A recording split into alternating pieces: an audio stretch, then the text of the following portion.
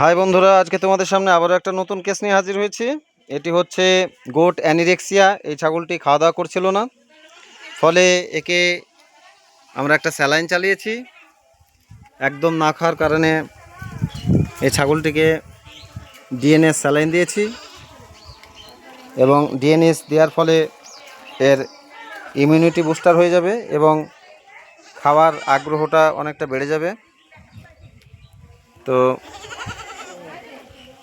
যেসব ছাগলগুলি একদমই খাওয়া দাওয়া করছে না, এই গরমের সময়ে তাদেরকে প্রচুর গুড় জলে স্যালাইন করে দেবেন, যাতে ছাগলগুলি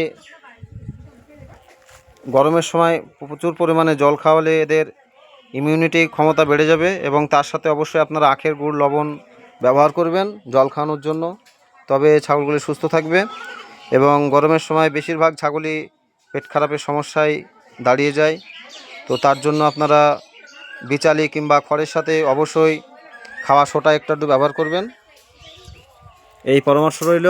এবং অতিরিক্ত বেশি কিছু সমস্যা হলে আপনারা পশু চিকিৎসকের পরামর্শ অনুযায়ী চিকিৎসা করাবেন ছাগলগুলিকে। এই বলে আমি শেষ করলাম।